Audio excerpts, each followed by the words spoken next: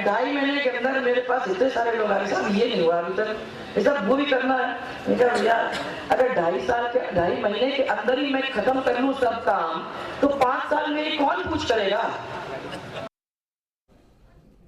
First India पर चुनावी हलचलें लगातार जारी है। बैलेट ग्राउंड में आप देख रहे हैं खास पेशकश। और अब खबर अजमेर से है, जहां बीजेपी के विधायक वासुदेव देवनानी ने कांग्रेस प्रत्याशी सचिन पायलट पर आचार संहिता के उल्लंघन का आरोप लगाया है।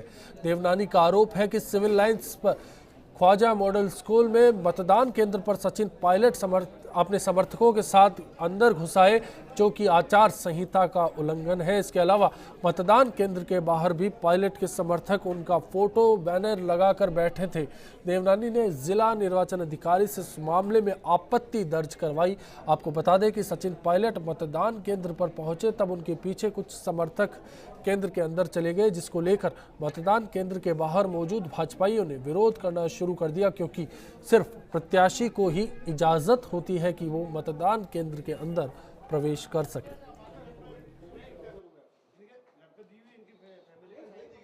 इस अच्छे सारे मतदान और बीजेपी को मिल रहे समर्थन से कांग्रेस प्रत्याशी सचिन पायलट बौखला गए हैं और आज वो शहर में एक एक बूथ पर सारे आचार संहिता का खुलेआम उल्लंघन कर रहे हैं।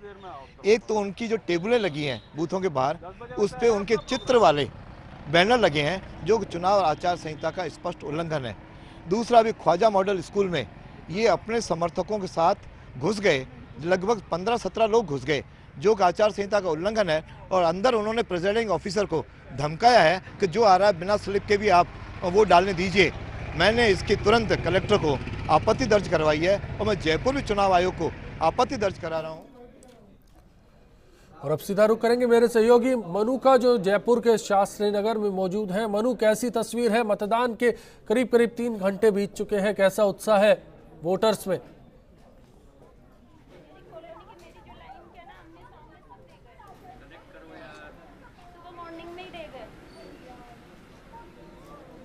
देखिए अश्वनी, इस समय मौजूद है शास्त्री नगर के साहित्य सदावर्त जो स्कूल है उसके अंदर जो मतदान केंद्र बना हुआ है, यहाँ पर मौजूद है। मेरे साथ में कुछ मतदाता भी हैं, बुजुर्ग मतदाता भी हैं जो वोट डाल करके आए हैं। बाबूजी, किस आधार पे वोट डालते हैं आप? मैं तो जैसा कैंडिडेट होता है वैसे उसके हिसाब से डालता हूँ। जी, कैंडिडेट को देख करके वोट डालते हैं। कोई विकास का मुद्दा हो, कोई ऐसा मुद्दा हो आपके लिए? नहीं, पार्टी होती है उसको नहीं देता मैं, व्यक्ति को देख करके वोट डालते हैं। बाबूजी, आप किस? हम भी व्यक्ति को देख के वोट डालते हैं, जो भी अच्छा मतलब कार्यकर्ता होता है उसको हम वोट डालते हैं। अश्विनी, देख रहे हैं बुजुर्ग जो मतदाता है उनके अंदर खास तौर से देख रहे हैं कि व्यक्ति को देख करके वोट डालते हैं। हमारे साथ में कुछ महिला मतदाता भी हैं, उनसे बात करेंगे। आप किस आधार पर वोट डालते हैं? कोई वोट का कोई आपने आधार बनाया हो, किस आधार पे आप वोट डालना चाहेंगे? पार्टी के कि मेरे को तो बीजेपी की गवर्नमेंट आए अपने राजस्थान के अंदर भी और पूरे इंडिया में। जैसे आज गुजरात कितना सेफ है, जैसे चाहते हैं हमारे राजस्थान में भी, हमारा जयपुर भी बहुत सेफ रहे, बहुत क्लीन होए।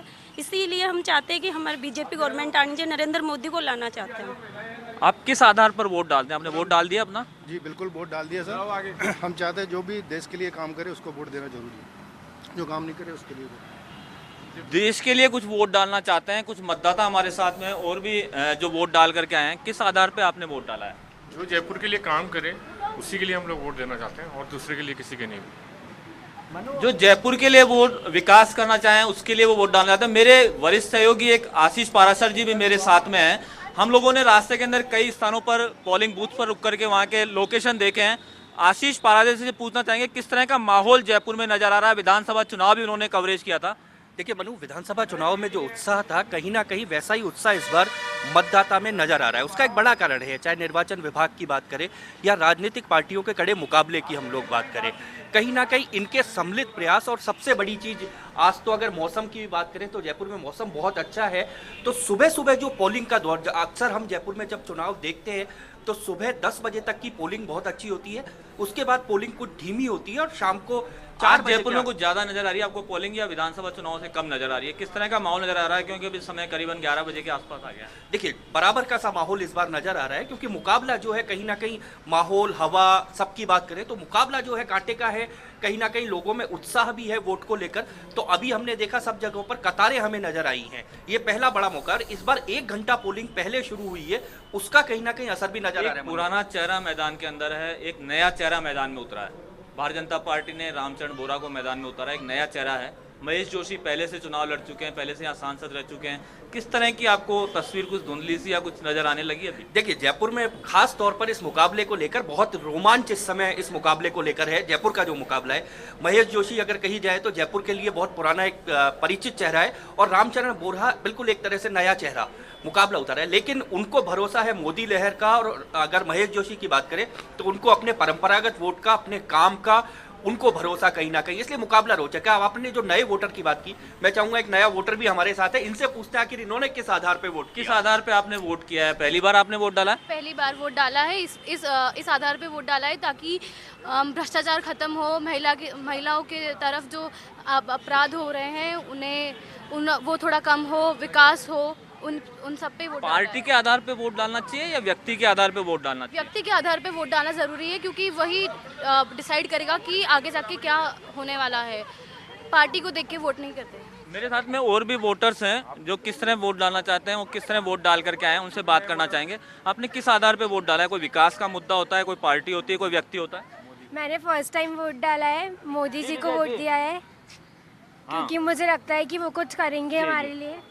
जी विजय, बताएं। आपके साथ जो वोटर है वो ज़्यादातर कह रहे हैं कि व्यक्ति को आधार पर वोट डाल रहे हैं। जयपुर जो एक ऐसी सीट है जहां पर गिरधारी लाल भार्गव जैसे सांसद रहे, जो 6 बार लगातार जो है सांसद बने, और जब वो नहीं रहे उसी के बाद भारतीय जनता पार्टी को वो सीट खोनी पड़ी। क्या आपको लगता है कि जो अभी मौजूदा उम्मीदवार हैं वो इस तरह के उम्मीदवार हैं जिनके लिए व्यक्ति के आधार पर वोटर, जयपुर का जो वोटर है वो वोट देगा?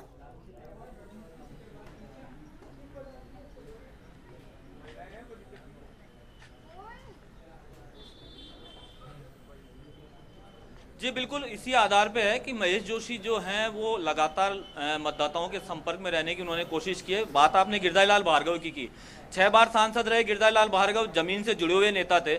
चाहे जयपुर का छोटा से छोटा कार्यक्रम हो, बड़ा से बड़ा कार्यक्रम हो, उनकी शिरकत जरूर नजर आती थी। आप उनको चाहे मुख्य अतिथि बनाकर, चाहे विशेष अतिथि बनाकर के ना बुलाएं, लेकिन वो जरूर पहुंचते थे। आज जो नेताओं में कमी आने लगी है वो सबसे बड़ी इसी बात की है कि वो जनता के संपर्क में रहते। जो सांसद संपर्क में रहेगा, जो व्यक्ति संपर्क में रहता है, उसको लोग जानते हैं। इसी कारण से लोग व्यक्ति की बात कर रहे हैं कि व्यक्ति को देख करके वो वोट देना चाहते हैं, जो काबिल होगा उसको वोट देंगे। इस तरह की भावनाएं सामने आ रही है। तो ये जयपुर की सीट है, उसके लिए व्यक्ति की जो बात चल रही है उसमें कहीं ना कहीं ये नजर आने लगा है। जी विजय। जी शुक्रिया मनु आपका इस चर्चा के लिए। यहाँ हम अपने दर्शकों को अपडेट कर दें, लगातार वोटिंग परसेंटेज को लेकर प्रदेश के अलग अलग हिस्सों से अपडेट्स मिल रहे हैं। गंगानगर में 20.94 करीब 21% मतदान की खबर है, तो 21% को बांसवाड़ा में यह आंकड़ा क्रॉस कर चुका है। वही 33.8% मतदान जालोर में हुआ है। ऐसी खबरें लगातार मिल रही है। पूरे प्रदेश की अगर बात की जाए तो करीब 14% के आसपास वोट प्रदेश में डाले जा चुके हैं पहले दौर के बाद। मतदान के ताज़ा आंकड़े ये आप फर्स्ट इंडिया पर देख सकते हैं।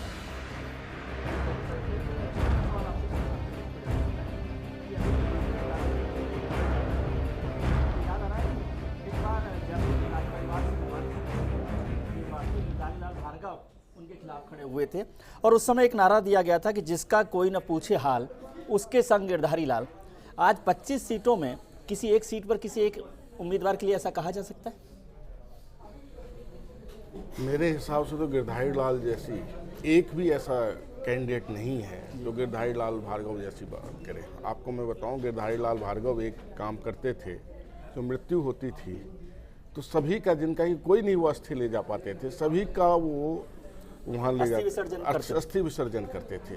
कोई भी ऐसा घर नहीं होता था शादी में जहाँ की वो नहीं जाते थे, और उनके पास कभी भी ऐसा अवसर नहीं आया है कि कोई गया हो, भले वो कर पाए नहीं कर पाए, सबकी सीमाएं होती है, लेकिन उनका उन्होंने साथ जरूर दिया, उनके लिए वो जरूर गए हैं।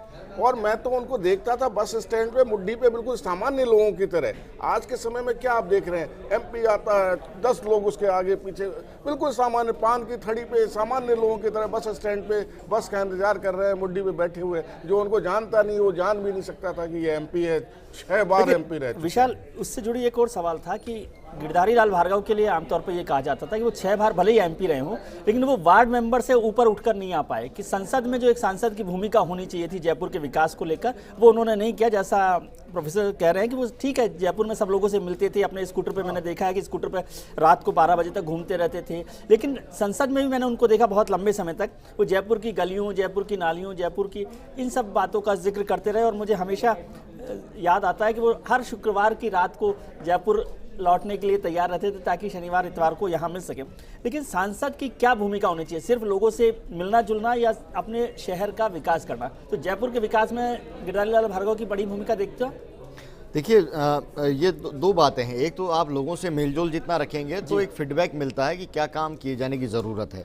दूसरा, आप पार्लियामेंट में जाके या विधानसभा में जाके किस तरह से आवाज़ को उठाते हो, किस तरह से मुद्दों को रखते हैं, ये एक अलग इशू है। तो जाहिर तौर पर इस मामले में कहीं न कहीं जो भार्गव साहब हैं उनका जो नज़रिया था या उनका जो तरीका था काम करने का, वो ऐसा था कि आम लोगों से उनका जुड़ाव ज़्यादा था, लेकिन संसद में वो उतने मुखर होकर नहीं उठ पाते थे। तो ये कहीं न कहीं हम कहेंगे कि जयपुर का जो डेवलपमेंट है उससे जुड़ा इशू ये हो सकता था कि 6 बार वो सांसद रहे हैं तो जयपुर के अंदर और काम है वो हो सकते थे, लेकिन उनकी जो व्यक्तिगत जो छवि है वो उसी पे आधारित थी। वो मिलनसार जो व्यक्तित्व है उस तक मिलता है। जमीन एक चीज मैं आपको कहूँ, गिरधारी लाल भार्गव की जब हम बात कर रहे हैं, वो भलमानस तो थे, भले मानुस तो थे वो, लेकिन जो इफेक्टिवनेस होनी चाहिए वही उस बात बिल्कुल उसी की चर्चा विजय कर रहे थे। लेकिन वो विजय पॉलिटिशियन से ज्यादा सोशल वर्कर के तौर पर पहचाने जाते थे। इसको नकारात्मक छवि के रूप में नहीं लिया जा सकता। बतौर पॉलिटिशियन वो सक्सेस रहे, 6 बार सांसद रहे। पॉजिटिव इमेज के बाद भी जयपुर का क्या भला हुआ, मैं ये सवाल करना चाहता हूँ। देखिए, बीजेपी की सरकार रही, जयपुर को जो वक्त पर मिलना है मिला, ट्रेनें लगातार मिली। जहां तक विकास की बात है तो जयपुर पहले से समृद्ध था विरासत को लेकर, लेकिन विकास को लेकर जो बात की जाए तो राजस्थान के विकसित शहरों, गांधीनगर, अहमदाबाद का जिक्र करें, बेंगलुरु का जिक्र करें, हैदराबाद का जिक्र करें, तो उसमें राजस्थान जयपुर बहुत पिछड़ गया। राजस्थान में जोधपुर बहुत आगे चला गया। सारे IIT, IIM, AIIMS, NLU, train सबके सब जोधपुर में पहुंच गई जयपुर की वजह, जबकि जयपुर ज्यादा राजस्थान की राजनीति डिपेंड रही लोकल सरकार पर, स्थानीय सरकार के ऊपर। लेकिन सांसद को लेकर जितना उनका रोल था, हाँ कहा जा सकता है कि संसद में उतना बुलंद होकर वो बात नहीं रख पाए, लेकिन फिर भी कोशिश की, छोटे छोटे मुद्दों को उन्होंने सोल्व करने की कोशिश की। आम लोगों के ज्यादा काम हुए, बजाय कि किसी के कोई अम्ब्रेला, एक डेवलपमेंट का अम्ब्रेला तैयार। हमारे दर्शकों को यहाँ दिखा दे, बाड़मेर के जसोल में जसवंत सिंह इस वक्त वोट करने जा रहे हैं, जसवंत सिंह वोट डालने जा रहे हैं।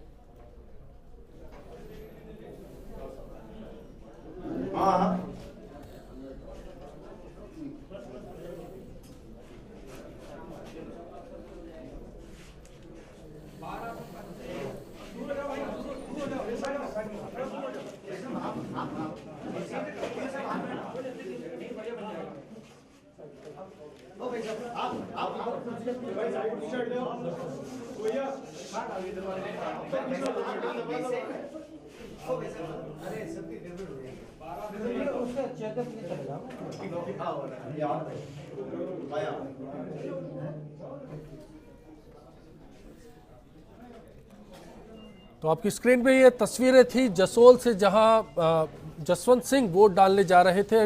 बैलेट ग्राउंड में वक्त एक ब्रेक का, ब्रेक के बाद मेरे सहयोगी राहुल जुड़ेंगे विजय के साथ। फिलहाल इतना ही, आप बैलेट ग्राउंड में बने रहिए। प्रदेश की 20 सीटों पर लगातार 40 रिपोर्टर हर पल के अपडेट्स के साथ आपको रूबरू करते रहेंगे। फर्स्ट इंडिया पर आप बने रहिए। वक्त एक ब्रेक का, लौटते हैं उस पर।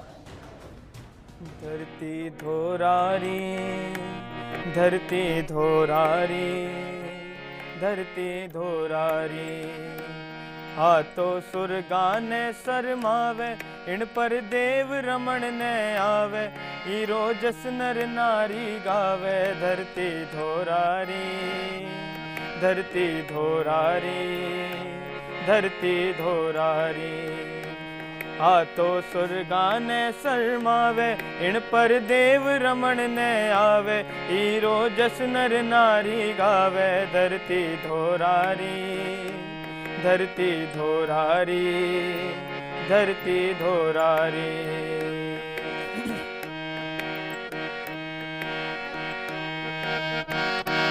हीरो चित्तौड़ो गढ़ लूठो,